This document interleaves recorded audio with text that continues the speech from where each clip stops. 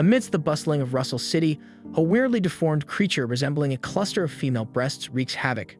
However, a Makite knight with the duty to slay such creatures guards the city, a man with a massive frame, a huge appetite, and a taste for women with large busts, sword. Meanwhile, a red-haired girl, Sophie Hennis, wanders around the city's district laden with drunkards, searching for a certain El Dorado.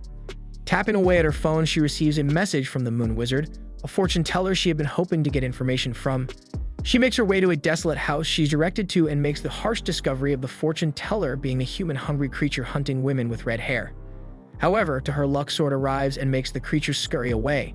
The two get familiar with each other at a diner where Sword informs Sophie that such creatures are called horror, and the one after her is likely to return to its target.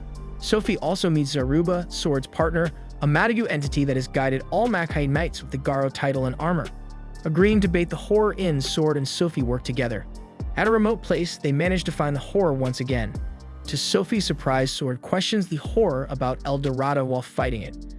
As the horror transforms to its true form, Sword drops off Sophie safely and together with Zaruba on his bike leads the horror to a bridge. Brandishing his magnificent Garo armor, gold and glowing with purple circuit lights, he brings out his massive sword, blowing the horror into a fuel truck and finishing him off with an explosion. As the people panic over the explosion and the dead horror, a Makai alchemist Luke overlooks the city and summons rain. The shower wipes the memory of the crowd, restoring the peace. Luke arrives at the diner and bickers with Sword to not be careless or involve common people in missions. Sophie, who had missed the rain luckily, is discharged from the hospital and resumes her search, this time determined to find Sword as well. At the diner, the duo of Luke and Sword is complimented by the boss through the waitress. She brings a cake. A Makai alchemist, a beautiful buxom woman, Gina, infiltrates the headquarters of a gang boss, Damien. Striking down whoever comes in her way, she reaches her target floor but fails to enter and retreats. Meanwhile, Sword is swooned in by a prostitute. Seeing her breasts, he clasps his hand in a grateful prayer but is crashed by Gina's entrance. The two of them catch up at a bar with Sword lusting over Gina, indicating they had an intimate relationship. Gina explains how Damien might have allied with an information providing horror to rise to the top and needs a hand in the mission. Plus, Sword might benefit from the horror and get info on El Dorado. At a combined meeting of gangs planning to eliminate Damien, Damien himself crashes in and starting a bloodbath and taking a man back to his headquarters. Damien's men gather round to witness and enjoy the scene of a computer, possessed by a horror, scarfing the man down. A newbie in the gang also witnesses the same. Damien explains that he feeds the horror in exchange for information. Gina plots to obtain Damien's DNA by seducing him and providing a 60 seconds frame for Sword to enter the floor. At a pool party, she kisses Damien, obtaining his DNA on her lips, and shuts the security system down. Quickly, Sword, using his intense strength, pries into the floor. As soon as the system comes back on, Sword is faced with the horror computer, while Gina is caught by Damien and his minions. However, the newbie, feeling disturbed by Damien's methods, helps her out, saving her. Combating the horror, Sword transforms into his Garo armor and skillfully slays it. The two successfully execute the mission, bringing Damien's demise. Back together at the bar, Gina bids Sword goodbye, leaving him with a hefty bill to pay. A classic Gina style. Sophie stands arguing with the waitress at the diner to tell her of Sword's whereabouts. She is desperate to find her brother, Martin Hennis, who went missing, with the only clue being El Dorado. Back at her orphanage, her roommate tells her of the weird missing case of Father Ripley, and off she goes to investigate. She arrives at the father's neighborhood and finds his sister, Marie, a woman known for her beauty. Sophie learns that Marie is father's little sister. With the father and Martin missing, the two reminisce about their lost brothers together. Suddenly, the doorbell rings, and to Sophie's utter surprise, it's Sword. Sword steps in and hands Marie a bouquet of flowers before quickly fleeing the scene, ignoring Sophie. Back at Marie's, they resume talking about their brothers. While telling of her brother, Marie suddenly grows twisted. Frustrated at her brother banning her from the amenities of life due to her beauty, she squeezes Sophie's hand painfully. Sophie runs into the basement, disturbed by her behavior, only to find the decaying head of Father Ripley. As she absorbs reality, Marie breaks and crawls through the roof, making Sophie realize she's a horror. However, Sword crashes in before Marie can attack, saving Sophie once again. This time, Sophie attempts to help him by throwing down a massive church bell at Marie. Although Sword once again eliminates the horror, Sophie is pulled along with the bell, but is in time saved by Zaruba. As Sword walks off, Sophie tearfully tells him her desperation to know about El Dorado and her brother's disappearance. Getting on his bike, he turns and asks her if she'd like some tacos first. At the diner, Gina and Sword have a meal when Sophie arrives, decided and determined. She resumes her bickering with Sword as Gina classically leaves once again without paying. Sword is surprised when Sophie tracks him to his residence. There she learns that Sword is himself in the turmoil of a lost sibling. As Luke and Swords eat at the diner, a mission surfaces of missing people, with one of the victims mentioning El Dorado. Sword immediately gets up to leave, telling Sophie to stay back when she attempts to follow. He and Luke scout for clues, finding that all the victims were communicated via the internet. Being good at the internet, Sophie easily browses about a team of players who also went missing and had mentioned something about finding happiness with El Dorado. She gets a pointer about a shop where the group met when offline and informs Sword. Appreciating her, he sends her home while joining Luke to investigate. They arrive at the shop and find the missing people tied up and a chart marked with targets the horrors will attack. Sophie's orphanage seems to be a target as well. Fearing, Sword immediately leaves for her while Luke calls an emergency. However, things have turned grave and there seems to be a bloodbath around the city.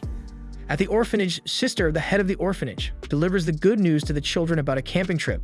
The doorbell rings and a man, representing the association that has gifted the trip to the orphanage, demand they immediately pack. With his uncomfortable smile plastered, Sophie and Sister soon realize it's a horror.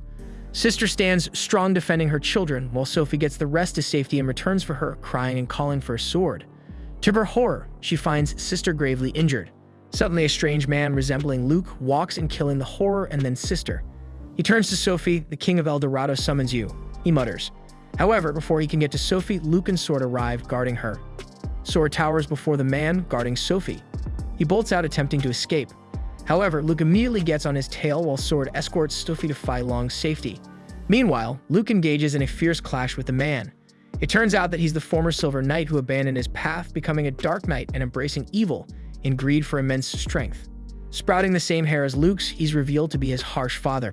He taunts Luke for being a fledgling and delivers serious injuries to him. Just as he's about to kill him, Swords crashes, saving him and facing the knight himself. At the restaurant, an emergency has been announced, with everyone clamoring to attempt and protect the city and build defense lines. Fai Long tries to cool down Sophie, still shaken at the loss of her beloved sister. Mi Fang, striking her dong, straightens her up to be strong and takes her to the basement to keep her safe. However, even there they are attacked by horrors attempting to take Sophie away. Back in the city, the two knights are in an impressive clash, turning everything to rubble around them. The Dark Knight offers Sword to join El Dorado, degrading his strength that protects, insisting it has no meaning and the weak are to die. Remembering his dear sister who fell to evil, Sword grows enraged and abandons his sword. He takes the knight with his bare fists, best weapon, and brute strength. He strikes him down, gravely injured. However, the knight escapes, telling him to sharpen his blade until the next time.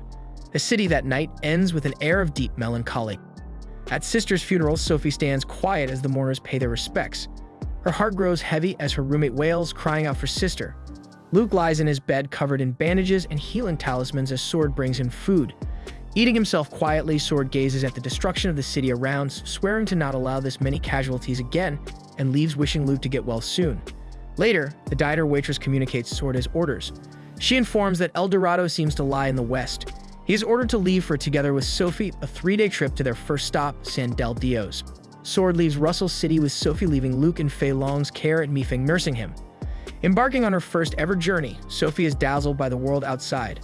On their way, Sophie comes across an injured fawn and insists to wait until it's safe. Although she's dragging Sword down, he gives in. However, the fawn's mother soon arrives and takes it away.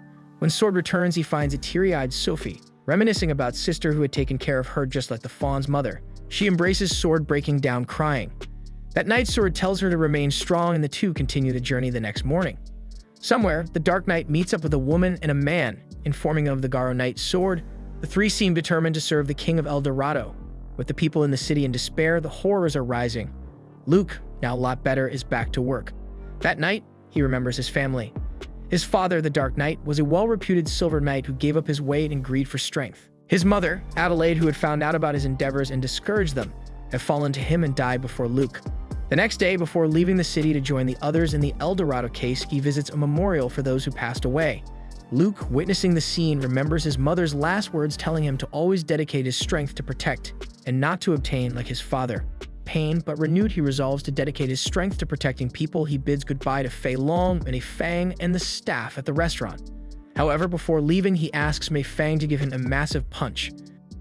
A sheriff, Phil, hands a woman named Natalie a wanted poster of a huge man wanted for kidnapping minors. He informs her that the man was last seen with a child heading towards their location, San del Dios. Sword and Sophie arrive at San del Dios. They are greeted with much hospitality and sit together at bar feasting as Natalie tells them about the town. They had been in a dire situation with law and order since the police and government had abandoned them, but with Ophil's help sprung back protecting their town themselves. Unknown to them, Ophil is a horror, and all this is his grand plan to procure Sophie. Sophie leaves the table to use the restroom.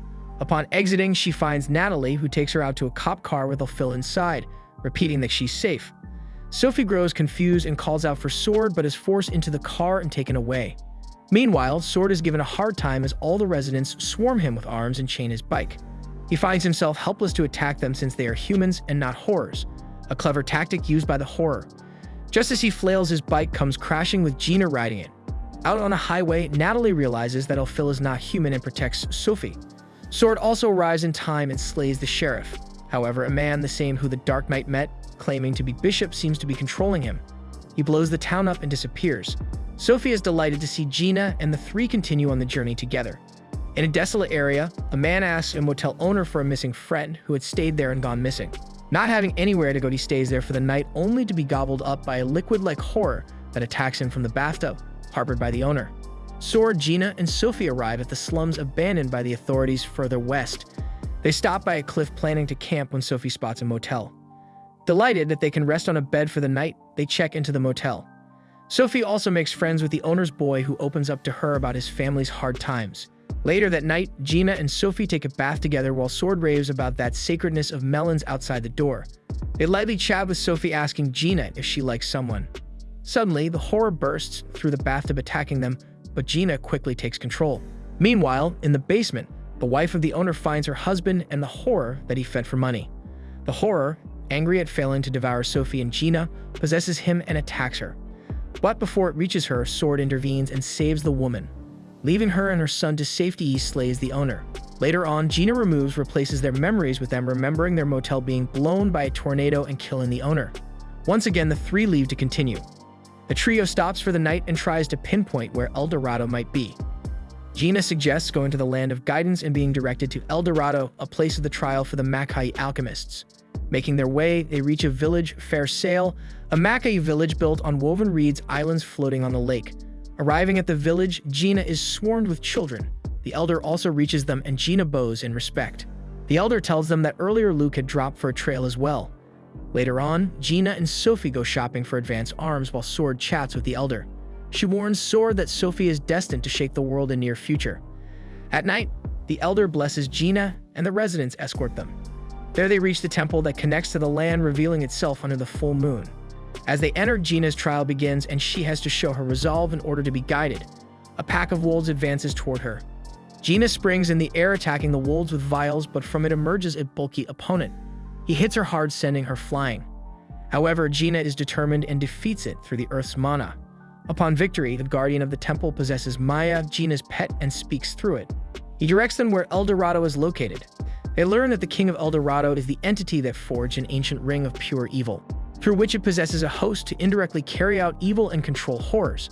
Suddenly, Sophie gets a vision of her brother calling for help, and the guardian returning Maya to normal leaves them the stone of protection. However, the stone requires will in order to protect its wielder, and Gina hands it to Sophie for her safety. Buses filled with people pass through slums, entering a magnificent metropolitan city. A woman sitting inside gratefully chirps how they're lucky to have made it to El Dorado, to a strange man. However, she finds him missing. The man wanders around the city, asking randomly about King, and when not getting information, he gobbling the people down. A horror after King, greedily trying to get his hands on the power King holds. However, the intruder hasn't gone unnoticed. Bishop is aware. Sitting at park, the man notices the woman from the bus being approached by another man. Complimenting her, he gives her free passes to a popular club in the city. Later on, the woman arrives at the club, a vibrant, lively place. She finds herself having fun until the announcer on stage puts her and two more in the spotlight as special guests. To her horror, one by one, the crowd, which happens to be horrors, start eating them. She tries escaping but stumbles into the strange man who rips her heads out and then proceeds to kill everyone else. After his bloodbath, he drives the announcer and reaches King's Tower. Unknown to him, the bishop has already put Queen, the woman present at the meeting with Dark Knight, at his tail. The man enters to find himself confronted by the Queen, a horror loyal to King. She mercilessly faces him, delivering severe injuries and making him scurry back outside into the city, where he is found by Bishop and sliced to death by the Dark Knight, putting an end to his endeavor. The Dark Knight seemed to have been training for the sword's arrival. Inside, the Queen lays loyal and promises to never let anyone lay a finger on King. Humming, the Bishop enters the lab of Dr. Stanley, a gruesome-looking horror working on a platoon of horrors, aiding Bishop's plan. He plans to attack Sword when the time comes. While Sword dines with Gina and Sophie at a remote restaurant, suddenly the sky grows dark with the ground shaking. The hybrids make their way towards them, with Bishop leading. Sword leaves Sophie in Gina's care, who drives away while he, transforming into his Garo armor, goes right into combat together with Zaruba. Gina and Sophie aren't left alone. A group of airborne horrors follows them. With Gina's guidance, Sophie manages to shoot some down. Just as they celebrate victory, Horror almost snatches away Sophie. At excellent timing, Luke drops in and, with a newly polished skill set, shoots every horror down. But Bishop is not done, and out comes a massive multi-headed horror, flipping Gina's card, almost dropping Sophie in a portal. Sword zaps across, with Zaruba catching Sophie and preventing her to be taken. The three, Luke, Gina, and Sword, fight the horror while Zaruba hides Sophie to safety. Attempting to flee once again, they are met with the Dark Knight himself. With Sword and the others not present, Zaruba has no choice. He drops Sophie off, telling her to always move forward, and rams into the Knight, blowing himself up. Sword, Gina, and Luke arrive to find the chaos, but the Knight is still alive. Clasping a broken Zaruba in his fists, Sword absorbs his energy and transforms into the Golden Knight. However, the Dark Knight once again disappears, telling Sword to prepare. With Zaruba lost, Sophie cries while Sword comforts her.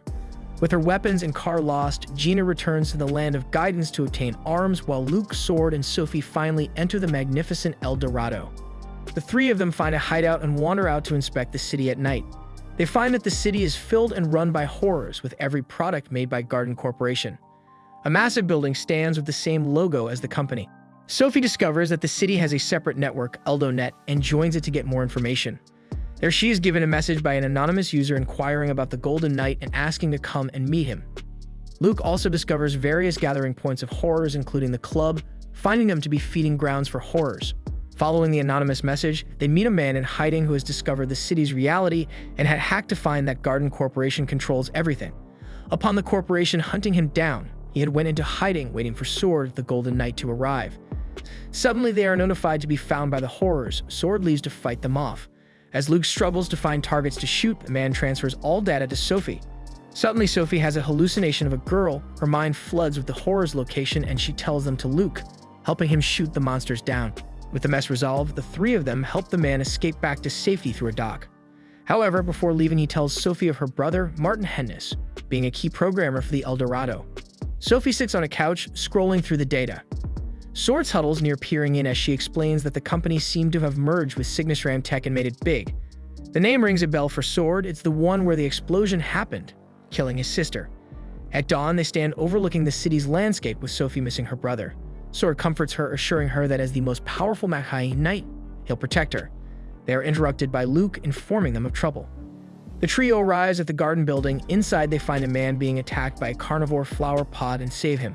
As they make their way to find more survivors, they are met with the Queen. She attacks them with her pods, distracting them as the man reveals to be Dr. Stanley, and finally snatches Sophie away. Sophie is brought down to the Chamber of Secrets. At her first chance, she makes a run and finds herself in an office labeled with her brother's name.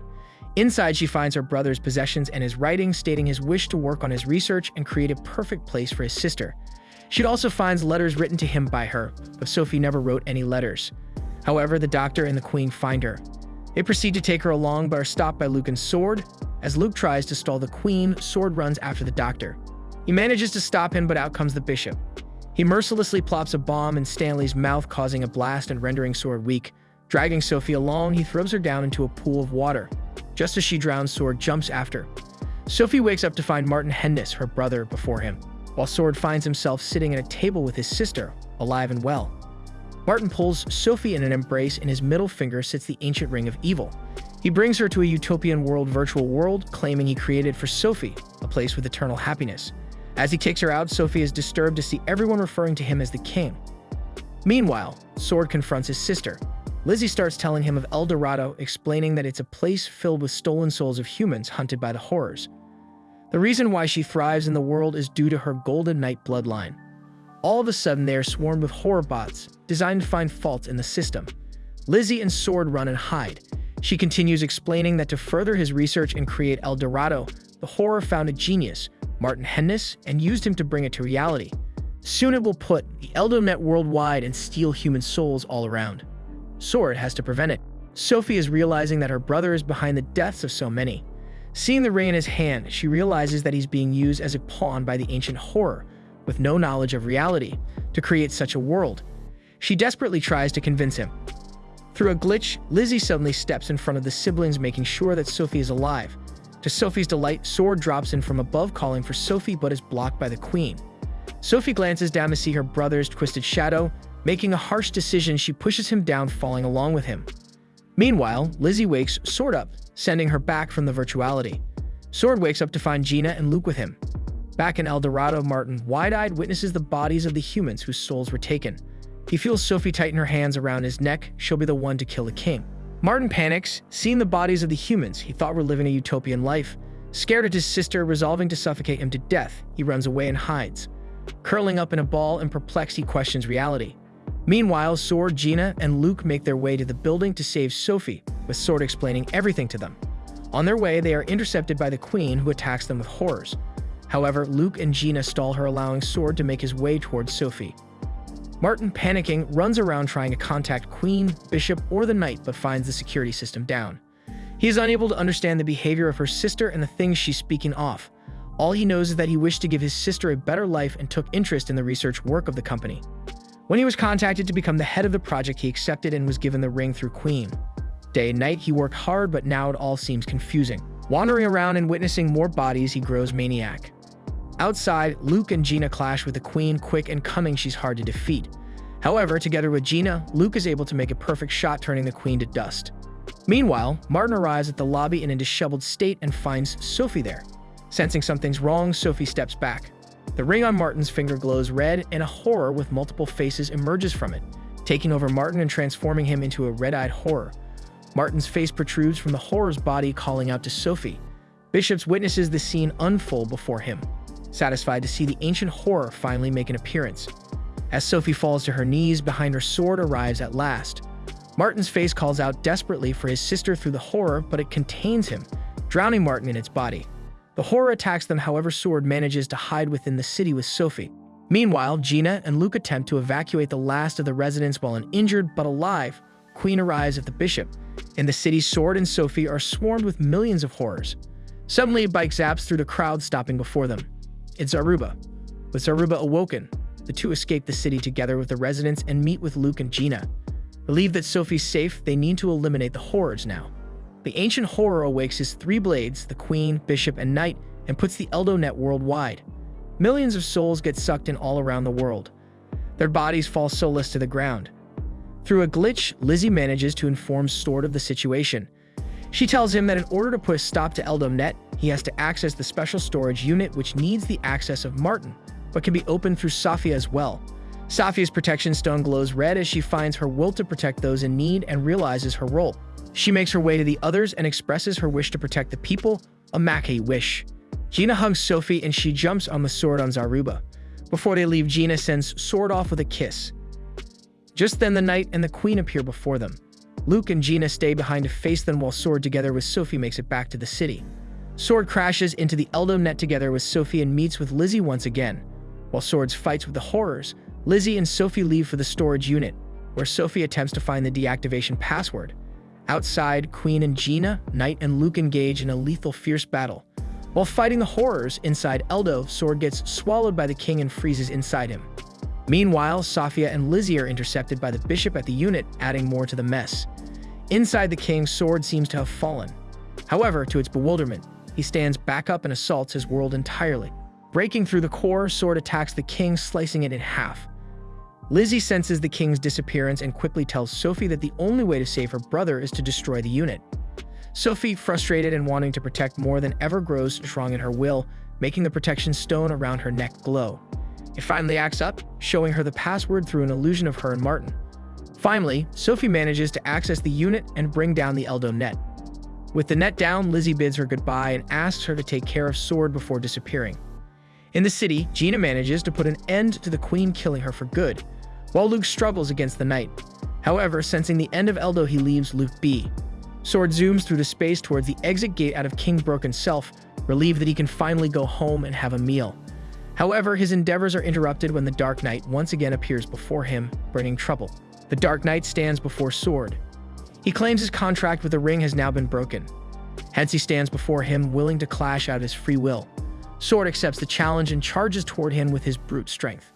Transforming into his Garo armor, he accelerates to give him the piece of cake he's so desperate to get. Sophie wakes up back from the Eldo to find Luke and Gina. Immediately, she asks them of Sword, only to find their expressions plain. Meanwhile, Sword impressively clashes with the Dark Knight and stabs through his chest, putting an end to the duel. The Knight mutters for it being a good clash before he's killed. Outside, Sophie makes a scene crying and wailing due to Sword's absence, wanting to save him. As she sobs, Luke raises his gun and Sophie realizes what he's about to do and begs Gina. However, Luke had been asked this by Sword. He shoots into the skies, summoning rain and erasing her memories for good. 1 year later, the city believes the calamity it went through was due to a hurricane. Sophie, being the eldest, spends her days taking care of the children at the orphanage. However, she often spaces out and feels lost. One day, she accidentally pierces her finger and suddenly remembers pieces of her memories. Finding the promised stone necklace in her old clothes, she recalls everything and bolts to the diner. There she finds Gina and is relieved to know that Sword is well. Finally, she expresses her wish to become one of the Makai. The waitress skates out serving a slice of cake token from the boss, approving her wish and allowing her to continue with the diner. As they leave, Sophie spots a stuffed Sword stepping out from one of the doors. Seeing her, he returns back in. The end. If you enjoyed this video, be sure to subscribe and hit the notification bell for more amazing videos.